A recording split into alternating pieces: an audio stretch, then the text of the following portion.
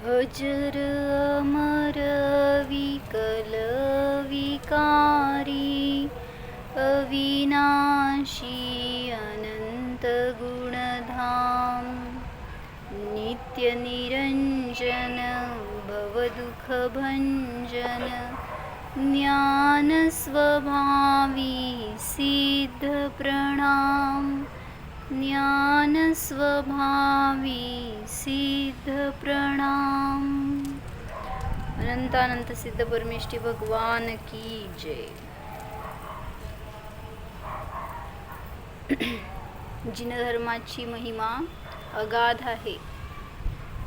जिनधर्म हा सर्वश्रेष्ठ सर्व महान आहे। त्याचं मोल आपल्याला आज कळत नाही आहे किंवा आपल्याला माहीत नाही आहे, पण ज्या सगळ्या पुराण पुरुषांच्या कथांवरून आपल्याला ज्ञात होतं की कशा रीतीने त्यांनी त्या धर्मावर त्या तत्वांवर दृढ राहिले आणि त्याचं फळ त्यांना कशा रीतीने उत्कृष्ट भोगायला मिळालं, कशा रीतीने ते त्यांच्या सगळ्या प्रसंगांमधून ते सहजतेने सुटू शकले। सगळ्या कर्मांचा अंत करण्यासाठी सुद्धा त्यांना हेच तत्वश्रद्धान धर्मश्रद्धान कार्यकारी ठरलं, हे आपल्याला त्यांच्या त्या कथांवरून ज्ञात होतं। तर आपण कथा बघतोय सती कमलश्रीची। काय सांगितली होती?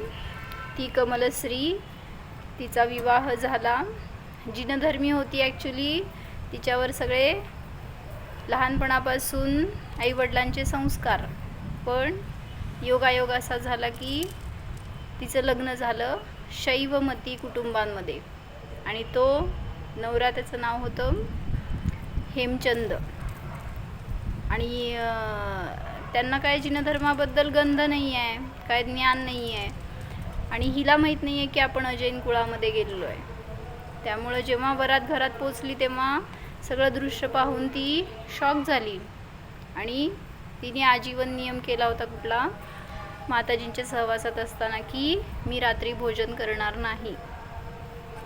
आणि तो एक नियम तिला पाळायचं म्हणजे संकट वाटू लागला आता की कशा रीतीने या घरात राहणार आपण, किंवा कसं आपल्या व्रताचं निर्वहन करणार। व्रत मोडायचे तर विचारच नव्हते, घर सोडायचं सुद्धा विचार नव्हता।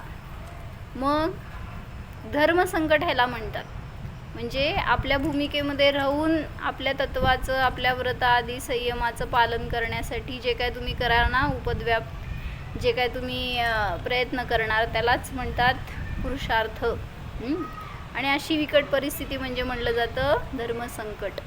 मग या धर्मसंकटातून ती कशी बाहेर पडली, कशा रीतीने तिला कुठले प्रसंग फेस करावे लागले, हे सगळं त्यांनी ह्याच्यामध्ये घेतलं आहे। तर तिला सासूबाईंनी रात्री भोजनासाठी आग्रह केला तर ती सांगते की प्राण गेला तरीसुद्धा मी व्रत मोडणार नाही, तुम्ही कुठलीही आज्ञा द्या, माझी सगळी तयारी आहे, मी माझं सगळं सर्वस्व समर्पण करेल तुमच्यासाठी, तुम्ही जे सांगाल ते सगळं करायची तयारी आहे, पण धर्म आणि संयम याच्या विरोधात मला काय करायला सांगू नका, असं ती विनंतीपूर्वक अगदी विनयपूर्वक सांगते सासूबाईंना। आणि मग हे झालं सगळं, किती तिने विनवण्या केल्या तरीसुद्धा ती पिघळली नाही। तिने जाऊन सांगितलं सासऱ्यांना सगळं। सासरे म्हणाले की तिला थोडा वेळ दे, त्याच्यानंतर ती तुझं ऐकेल, पण लगेच जबरदस्ती करायला जाऊ नको। पण जे अस्थिरता होती, जो मान कशा होता तो त्याला ठेच पोचली होती ना, त्यामुळं ती तिच्याबद्दल तिरस्कृत करायची तिला सतत, तिच्याबद्दल द्वेष ठेवला अंतरंगामध्ये। आणि मग 3 दिवसांनी काय झालं, हेमचंद घरी परत आला, म्हणजे तिचा नवरा।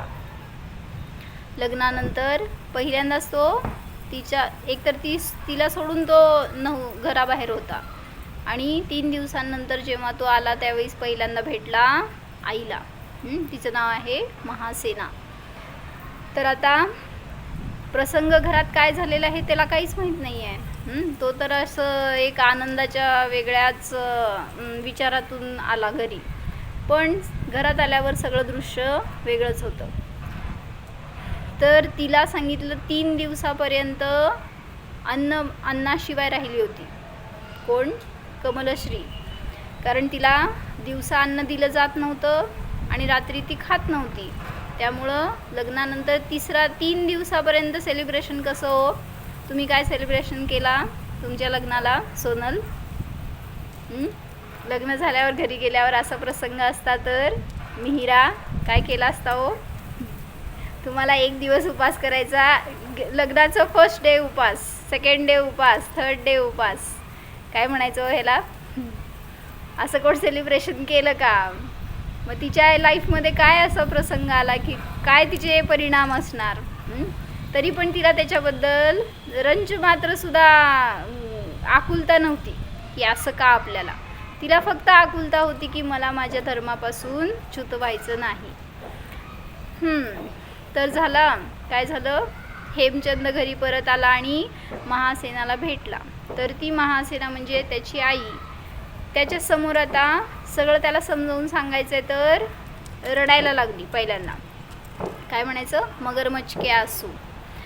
म्हणजे ॲक्च्युली चूक होती हिची, पण आता पक्ष मांडायचा आहे आपला म्हणल्यावर ती रडून त्याला सांगतीये. मग रडायला लागलीच म्हणल्यावर पहिल्यांदा पुरुष पिघळतात.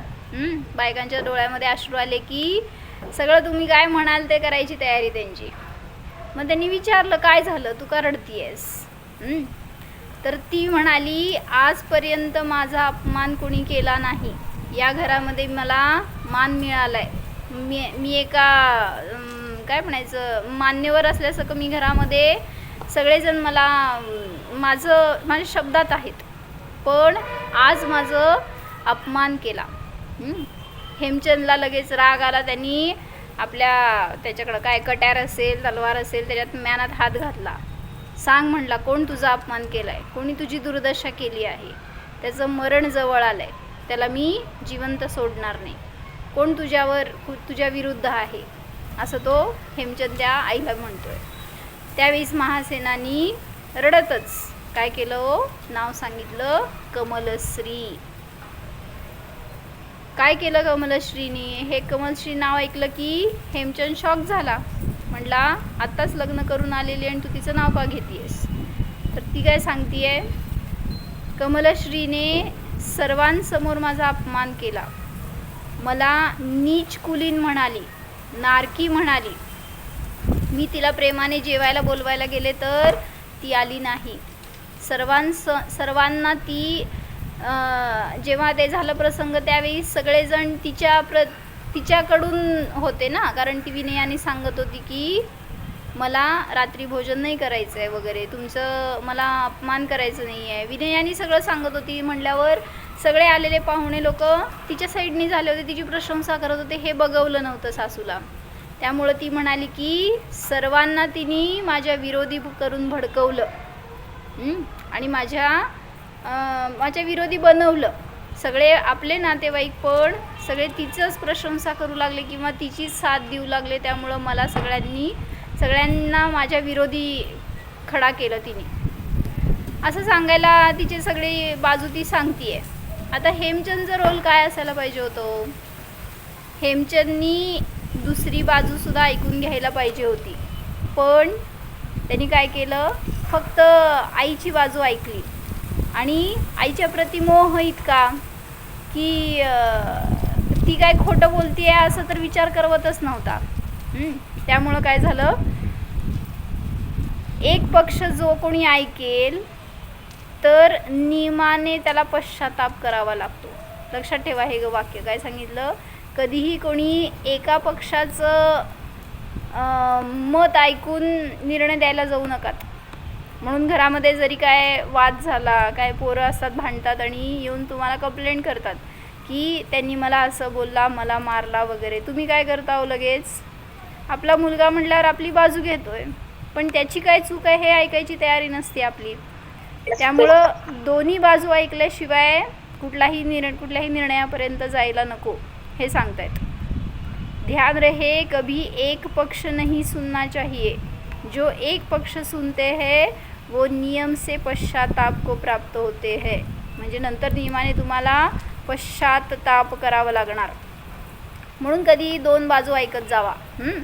कधी पण सासूच बरोबर असते असं नाही आणि कधी सूनच बरोबर असते असं नाही. दोघांमध्ये खडाजंगी होती, पण दोघांच्या बाजू ऐकल्याशिवाय नवऱ्यानीमध्ये निर्णय घ्यायचा नाही. नवरे सगळे शाणे व्हायला पाहिजेत हे सांगायला लागले. तर हेमचंदनी काय केलं, जेव्हा ऐकलं की कमलश्री असं वागली आपल्या आईशी, म्हणलं की काय म्हणायचं, पायाची आग मस्तकाला गेली.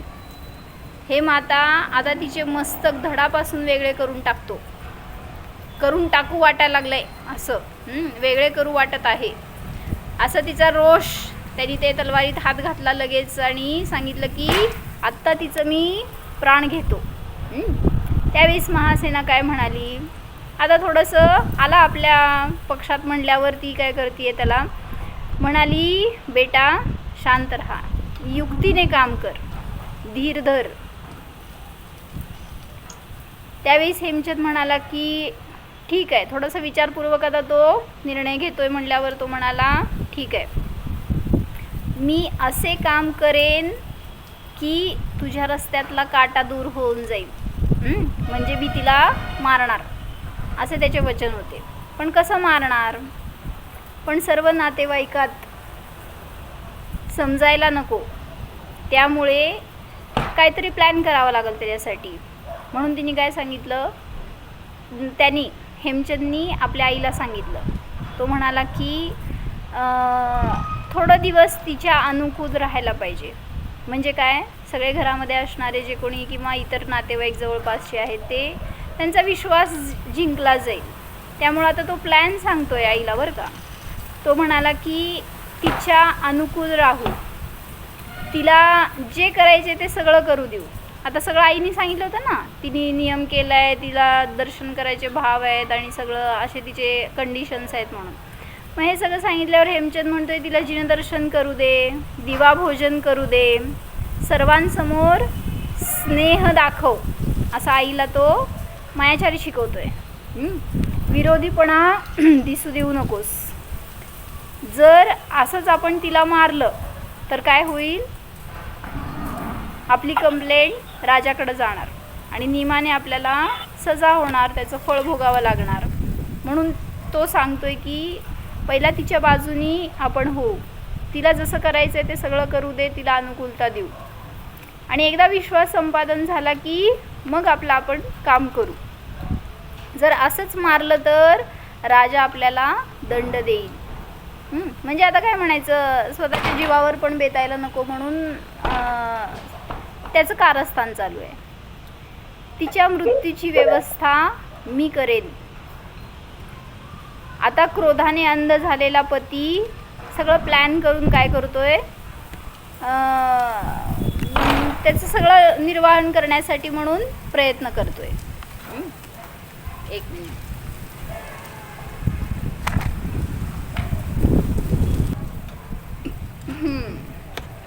काय सांगितलं,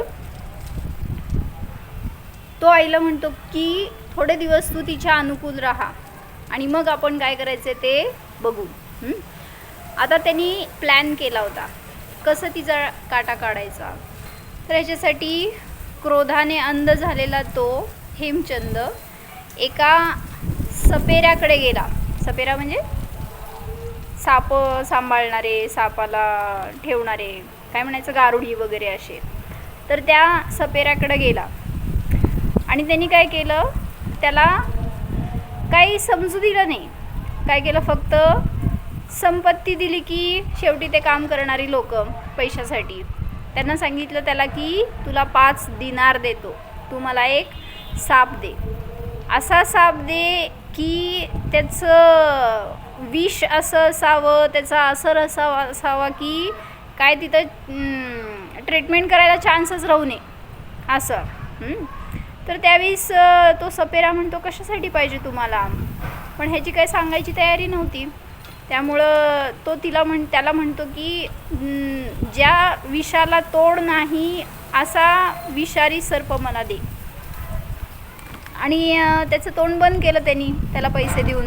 आणि मग तो साप त्यांनी काय केला, नाग त्या एका चमकत्या घड्यामध्ये ठेवला आणि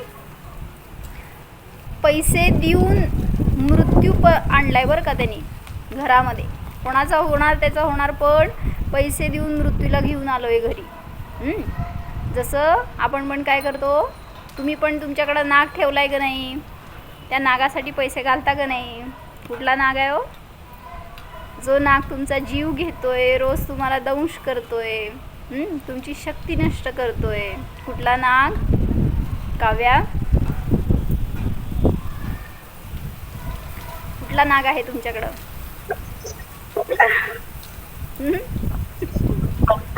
मोबाईल.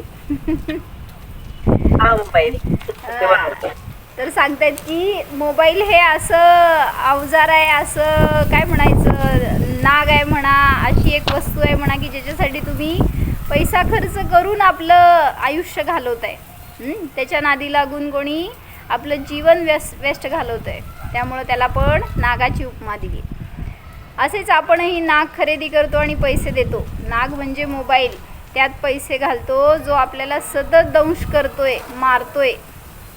तर असा तो विषारी सर्प घेऊन हेमचंद घरी आला. कसा आला, कशामध्ये घातला होता? त्या चमकत्या घड्यामध्ये घालून ठेवला होता. इकडं काय झालं, तोपर्यंत सासूला सांगितलं होतं ना, म्हणजे आईला सांगितलं होतं हेमचंदनी की तू तिच्या अनुकूल राहा. मग सासूबाई गेली सतीच्या जवळ आणि आता सगळं गोड बोलायचं नाटक करायचं आहे. त्यामुळं ती म्हणाली की सकाळी सकाळी गेली आणि म्हणाली की बेटा जेवण करून घे. असं तिचे वचन ऐकलं की ही शॉक्ड सती. तिला असं वाटलं की कुठल्या माझ्या महाभाग्याचं, महापुण्याचं उदय की कधी का होईना सासूबाईंनी ऐकलं किंवा मला अनुकूलता दिली. तिला त्यांच्यावर काय जोर दाखवायचा नव्हता किंवा आपलं वर्चस्व करायचं नव्हतं, पण नियमाचं पालन एवढंच तिच्याकडं तिची बाजू होती. त्यावेळेस ती म्हणाली की तिला आनंद झाला. ती पाया पडाली आणि म्हणाली की जिनदर्शनाशिवाय मी भोजन करणार नाही, हा माझा नियम आहे. सासू म्हणाली जा दर्शन करून ने. एवढंच बिचारी पहिल्या दिवशी बोलली असती तर 3 दिवस भोगावं लागलं नसतं. त्यावेळेस ती म्हणाली की मी दर्शन करून येणार आणि घरामध्ये वडीलधाऱ्यांना जेवण देणार, त्याच्यानंतरच जेवण करणार. सासू म्हणाली ठीक आहे, तुला जसं हवं तसं कर. आज तिला काय कळेना काय म्हणायचं, सूर्य कुणीकडनं उगवलं आहे असं. जसे हवे तसे कर. सती म्हणाली आज माझे पुण्य प्रगटले, जिनशासनाची महिमा अगाध आहे. म्हणजे कधी ना कधी का असे ना जिनधर्माची महिमा कळाली ह्यांना असं तिला वाटत होतं आणि म्हणून ते तिच्या अनुकूल राहत आहेत असं ती एक तिची धारा ज्ञानाची. आणि मग त्यापूर्वक तिचं सगळं कार्य सुरू झालं. ती मंदिरात जायचं म्हणल्यावर आज किती आनंद तिला, जिनदर्शन मिळणार म्हणल्यावर ती स्नानासाठी गेली. सती ती काय म्हणाली होती, जर मला पात्र भेटले तर पात्र दान करणार आणि मगच जेवणार. जर पात्र नाही भेटले तर ॲटलिस्ट करुणा दान तरी करून मग आपण भोजन करावं, असं जिनशासनाची प्रथा आहे किंवा जिनागमाचा उपदेश आहे. म्हणून मी दान करणार आणि भोजन करणार असं तिने सांगितलं. सासू म्हणाली तुला जे करायचं ते कर, तू या घराची स्वामिनी आहेस. कसं गोड वचन येतात स्वार्थी माणसाकडनं. म्हणजे कोण जरी गोड वचन बोलायला तर समजून घ्या काहीतरी मागं स्वार्थ आहे. तू तर या घराची स्वामिनी आहेस. लगेच सती काय म्हणाली, माता मी तर तुमच्या चरणाची दासी आहे. तिचे परिणाम इतके निर्मळ आहेत, तिला कोणाविषयी काय अपेक्षा नाही किंवा काय याचना नाही कसली. ती म्हणाली मी तर तुमच्या चरणाची दासी आहे, मला मात्र माझ्या धर्मानुकूल आचरणाची परमिशन द्या बास. मला याच्यापेक्षा जास्त या घरातून तुमच्याकडून काय अपेक्षा नाही आहे. फक्त मला व्रताचं पालन आणि धर्मानुकूल वातावरण किंवा धर्मानुकूल आचरण करण्याची परवानगी द्या बास. मला ह्याच्यापेक्षा दुसरं कशाची पण इच्छा नाही. हे बघून सर्वांना, आता जे कोणी होते ना घरामध्ये, परिवारजन म्हणा, कोण नातेवाईक आलेले, सगळ्यांना हर्ष झाला की सासूबाई आणि सुनेचं काय म्हणायचं संगनमत झालं, दोघांचा व्यवहार चांगला सुरू झाला एकमेकांशी. हे बघून सगळ्यांना आनंद झाला, हर्ष झाला. आता एक वेगळं वातावरण तयार झालं घरामध्ये. नंतर काय झालं, सती दर्शन करण्यासाठी म्हणून जिनालयामध्ये गेली, मंदिरामध्ये गेली. जिनदर्शन करता क्षणीच तिला इतका आनंद झाला की आज एकतर 3 दिवसांनी तिला दर्शन मिळालं होतं. आणि मग ते भगवंतांच्या दर्शनाच्या धूनमध्ये ती कधी मंदिरात पोचली, दर्शन केलं हे तिला सुद्धा कळालं नाही. समोर भगवान दिसले की जिनदर्शन कर निज दर्शन पा, सद्गुरु वचन सुहाय. जिनेंद्र भगवंतांचं दर्शन केलं की कैसी सुंदर जिन प्रतिमा है, कैसा सुंदर है जिन रूप, जिसे देखते सहज दिखता, सबसे सुंदर आत्मस्वरूप. भगवंतांचं दर्शन केलं की निज दर्शन झालं. आणि त्याच्यामध्येच ती काय म्हणायचं, आलोचना करू लागली भगवंतांसमोर, निंदागरहा करू लागली की हे भगवान, मीच कधीतरी तुमची अशी विराधना केली असेल, काहीतरी मीच केलेलं पाप आहे, माझाच दोष आहे म्हणून मी दर्शन करू शकले नाही, किंवा माझ्यावर असा उदय आला आहे, याच्यामध्ये दुसऱ्या कोणाचा दोष नाही, माझाच दोष आहे. असं म्हणून ती तिच्या सगळ्या दर्शन, तिची सगळी जी काय पूजन विधी सगळं करून घरी परत आली. आल्यानंतर तिच्या परिणामामध्ये आज इतका आनंद होता, इतकी हर्षित होती ती. आणि तिच्या धारेमध्येच, त्या धूनमध्येच नंतर तिने काय केलं, आता स्वयंपाक करायचं आहे म्हटल्यावर पाणी गाळून घेतलं. बरोबर गाळणं न्यायचं असतं बरं का सासरी जाताना, लक्षात ठेवा. म्हणजे कुठेही जाताना प्रवासामध्ये तुमचे कपडे नंतर घाला बॅगमध्ये, पहिल्यांदा काय घालायचो, शुद्धतेची साधनं घाला हे सांगायले. म्हणजे पहिल्यांदा पाण्याचं गाळणं घातलं, म्हणजे तिने काय केलं, पाणी गाळून स्वयंपाक करायसाठी सुरुवात केली. स्वयंपाक तयार झाला, पात्रदान केलं. सगळे घरातले लोक जे होते ते सगळ्यांना जीव घातलं म्हटलं, सगळ्यांना आनंद झाला, तिच्या हातची चव सगळ्यांना आवडली. त्यावेळी सगळे लोक कोणाचं कौतुक करू लागले हो, सुनेचं नाही, सासूबाईचं.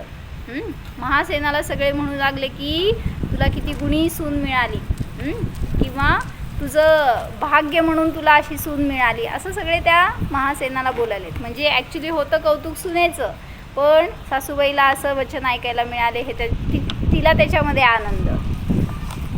त्यावेळीस हे सगळं इन्सिडन्स झाल्यावर आता रात्र झाली. रात्रीच्या वेळी ती रूममध्ये असताना हेमचंद रूममध्ये आला, म्हणजे तिचा पती. सती आज किती 3 दिवसांनी जवळपास नवऱ्याला भेटणार होती. आणि जेव्हा त्यांनी रूममध्ये प्रवेश केला त्यावेळेस ती आदरपूर्वक त्यांचं स्वागत करते.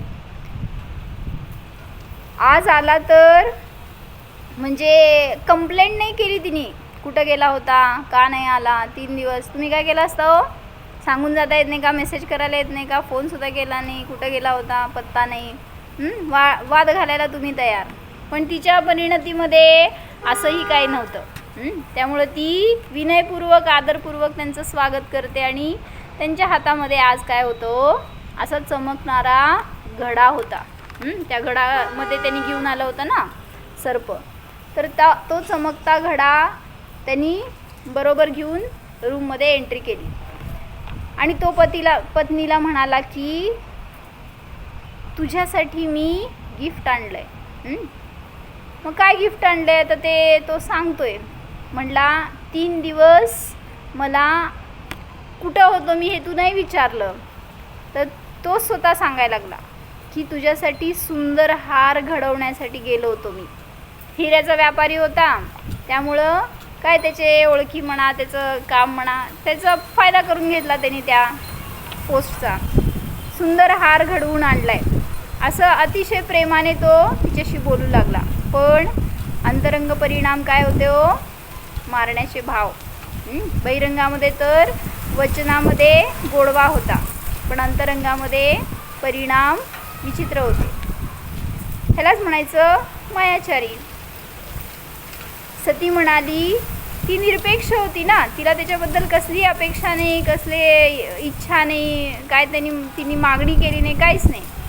सती म्हणाली की हे नाथ, तुमच्या चरणाची धूळच माझ्यासाठी सगळ्यात मोठा अलंकार आहे. सती म्हणाली, हे स्वामी, तुमच्या चरणधुलीशिवाय माझ्यासाठी दुसरं आभूषण नाही. तुमची चरणाची धूळच माझ्यासाठी सगळ्यात मोठा अलंकार आहे. तुम्हीच माझे हार आहात. तुमची कृपा राहू दे, बास. मला दुसऱ्या कुठल्याही गोष्टीची अपेक्षा नाही. तुम्ही मला काहीतरी आणून द्यावं, माझे काय इच्छा पूर्ण कराव्या, असं मला कुठल्याही गोष्टीची अपेक्षा नाही. पती म्हणाला विचार करून, तिचं हे वचन ऐकायला मिळायला लागले. आता त्यावेळेस तिच्या वचनामध्ये मधुरता होती, काय म्हणायचं, एक मायाचारी नव्हती. हे ऐकून आता पती विचार करतोय की हिचा व्यवहार तर विनयपूर्ण आहे, मग मातेने असं का सांगितलं, तिच्याबद्दल विरुद्ध कसं काय माता बोलली, मातेचे वचन हिच्या व्यवहाराशी का जुळेनात, ह्याचा आता विचार झाला हेमचंदला. मायाचार नाही हिच्या वचनामध्ये. मग काय खरं आणि काय खोटं हे विचार करायला वेळ लागतो बरं का. तेवढा वेळ त्याच्याजवळ नव्हता, कारण हातामध्ये साप घेऊन आला होता. सती म्हणाली, हे स्वामी, आज मला तुमच्यामुळे धर्मपालन करण्याची अनुमती मिळाली. हीच माझ्यासाठी अनमोल निधी आहे. कारण 3 दिवसापर्यंत तिला त्याचं भाग्य मिळालं नव्हतं, आणि आज हेमचंद घरात आला की तिला सगळी अनुकूलता मिळाली म्हटल्यावरती त्याचं सगळं क्रेडिट देते नवऱ्याला. म्हणाली की तुमच्यामुळं मला धर्मपालन करण्याची संधी मिळाली. हीच माझ्यासाठी अमोल निधी आहे. एवढीच कृपा राहू दे. प्रभूंचं दर्शन, पाणी गाळण किंवा दिवा भोजन ह्याच्यापेक्षा मला दुसरी अनुमती नको. हेच माझ्यासाठी उपकार आहेत. असं म्हणून ती विनयाने पतीचे चरण स्पर्श करते. हे सगळं बघून आता ते पतीच्या डोक्यामध्ये खळबळ झाली आहे बरं का. काय चाललंय नक्की. आई एक सांगते आणि पत्नी दुसरं वागतीये. कसा निर्णय घ्यायचा. ती म्हणाली, मला या हाराची इच्छा नाही. हा हार तुम्ही एवढा सुंदर आहे. तर तिच्या घरामध्ये तिचे मोठे भाभी लोक होते किंवा आई होती, म्हणजे सासूबाई. ती म्हणाली की छोट्या मोठ्या भाभींना द्या किंवा आईला द्या हा हार.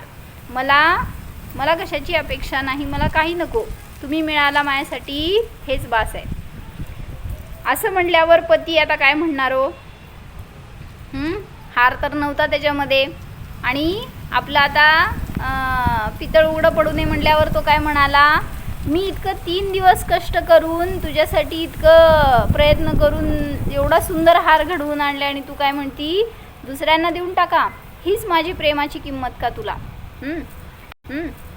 3 दिवस परिश्रम करून हार बनवून आणला. पती म्हणाला की 3 दिवस इतके परिश्रम करून मी हार बनवून आणला, असा कसा कोणाला देऊ. तिचा विनयपूर्ण व्यवहार पाहून ती त्याला दंड योग्य भासेना. हिला दंड देणं योग्य नाही आहे, हेच त्याच्या डोक्यामध्ये आता सारखं सुरू झालं. पण माता म्हणते की हिने तिचा अपमान केला आहे, ती क्षमापात्र नाही. आता मातेचं ऑब्व्हियसली प्रेम जास्त म्हणल्यावर त्याच्याबद्दलचा मोह त्याला आडवा येऊ लागला, आणि तो विचार करतोय की माता तर खोटे बोलणार नाही. त्यामुळं त्याचं प्लॅन शेवटी तो सोडत नव्हता. तरीही आग्रहपूर्ण त्यांनी तिला हार भेट दिला. म्हणजे तो तिच्यासमोर ऑफर करतोय की तू घे. आणि मग ती काय म्हणती, तुमची आज्ञा आहे तर मी मान्य करते. तुम्ही म्हणता एवढं प्रेमाने आणलंय, तर तुम्ही म्हणता म्हणून मी ते स्वीकारते, अन्यथा मला कुठल्याही गोष्टीची आवश्यकता नाही. आता त्या घड्यामध्ये होता साप, पण तिला सांगितलं हार आहे.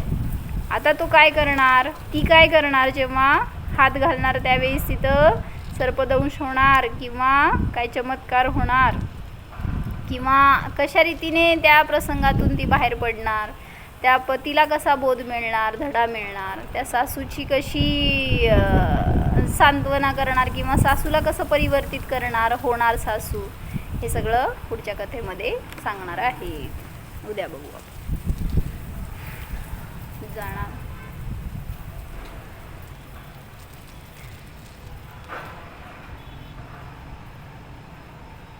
अनंत गुणरूपी अलंकाराने विभूषित निज आत्मा जाणा. हा मी आत्मा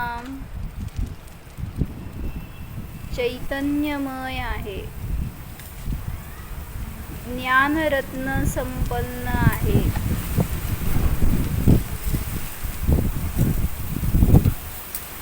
निर्दोष परमात्मा आहे.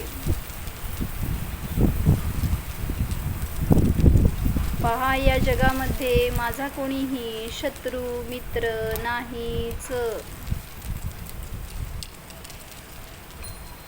मी तर अनादि अनंत एकटाच आहे, भगवान स्वरूप आहे.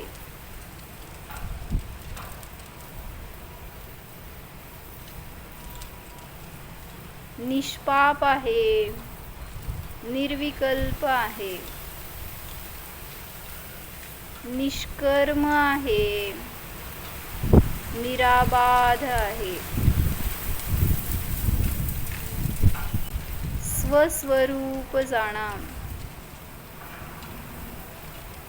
हा मी शुद्धात्मा निष्परिग्रह आहे, सर्व इच्छा अपेक्षांनी रहित आहे.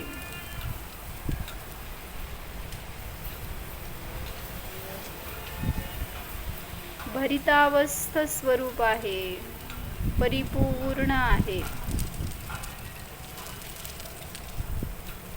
नित्य ज्ञाताच आहे. मी आहे, आहे, आहेच.